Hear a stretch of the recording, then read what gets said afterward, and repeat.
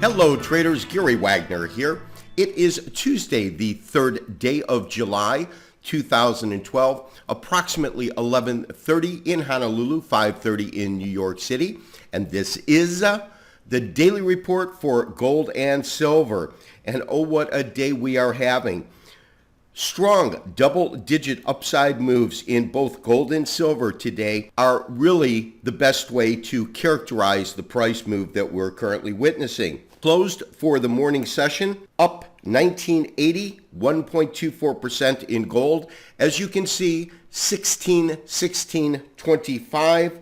That is going to be the bid, and 16.17 is the ask. Silver, as you can see, a 2.8% gain, and that's following a 5% gain that we saw the other day, up 77 cents at 28.39 and 28.29 bid-ask spread. My current screen is showing 28.15 on the close.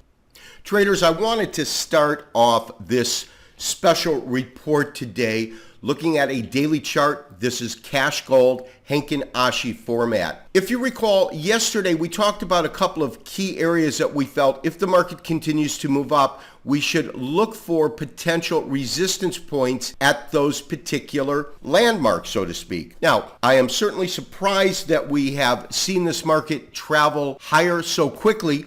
But the news out is Thursday there is a European Union Central Bank meeting, and the belief is to kickstart the EU's economy. There will probably be some sort of monetary easing policy addressed, discussed, or at least begun in terms of the implementation from Thursday's meeting. That is the premium that we're seeing get factored into the market. If in fact we see that result, meaning that the European central banks in fact do have a monetary easing strategy, then I think we're going to see the market, which has already factored this move, pretty much be flat to run a little bit higher. If there is no announcement, I think we'll see the premium come out. Can't tell what the future is going to bring, but I can tell you that I do believe we will probably see that sort of a reaction.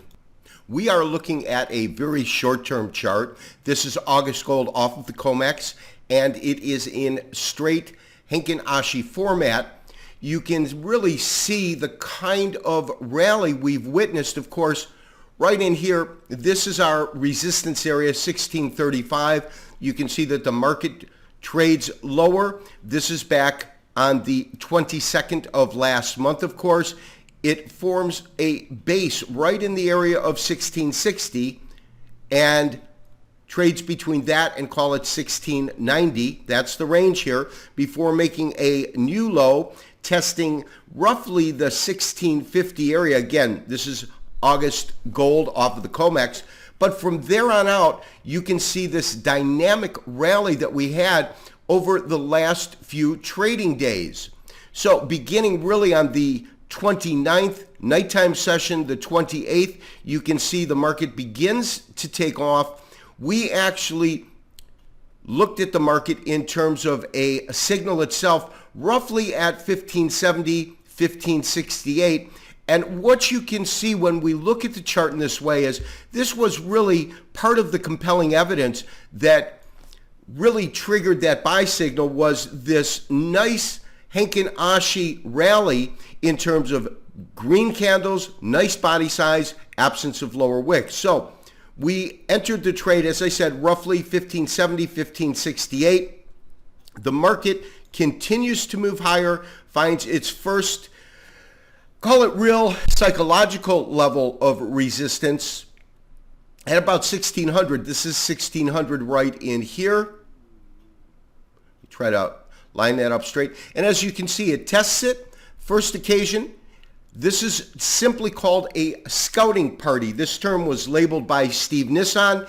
And in essence, what happens is when the markets are moving, making new highs, not contract highs, but new highs relative to where it's been trading, the bulls are really testing the fortitude of the bears here. Some selling comes in. You can see that we get real good support right around 1590 once again. And then we have this real solid breakout to the upside, and we found a little bit of resistance once again right here at about 1625, and you can see on the short-term candlestick Henkin Ashis, we have gone red again, so we might see the market actually retrace a little bit from here. Now, where would it retrace if in fact that happened? All I have done is simply added a Fibonacci retracement sequence, very, very short term, as you can see. I will line it up a little bit better, but it starts down here at the bottom, roughly in the 1550 area, up to about 1625, a 23% retracement.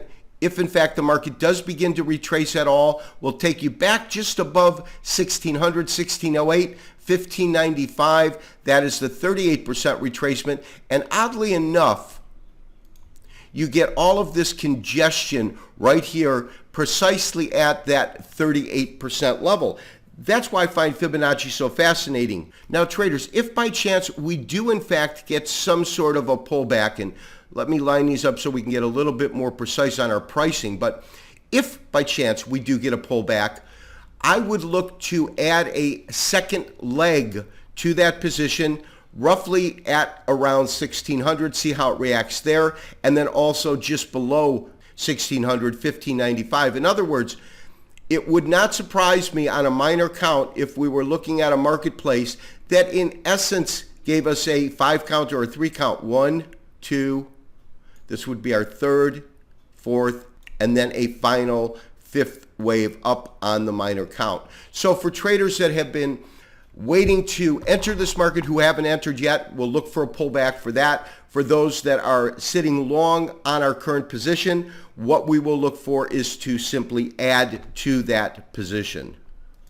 Traders, lastly, let's take a look at the silver market. Incredible upside burst has been witnessed over the last couple of trading days. Let's go ahead, daily chart, straight candlestick format. First, we'll go ahead and just blow that up. You can see this kind of a dynamic move that we had, I believe, a 5% gain, almost a 3% gain on today's trading. And also, when we convert this daily chart into our Henkin Ashi, we are really seeing some very clear-cut signals in terms of how this last corrective period kind of concluded and this rally began. For those of you who have been with me for quite some time, you know I go over this almost on a consistent basis because it does seem to have some strong validity. And that is, as a market trades lower on the Henkin Ashis, as long as the trend is pretty strong, you get a large body size and increasing body size. You also begin to get an absence of these upper wicks. Now, what does that mean? What a Henkin Ashi chart does is it takes the open, and the open is actually fixed from the prior session, in this case the prior day's midpoint.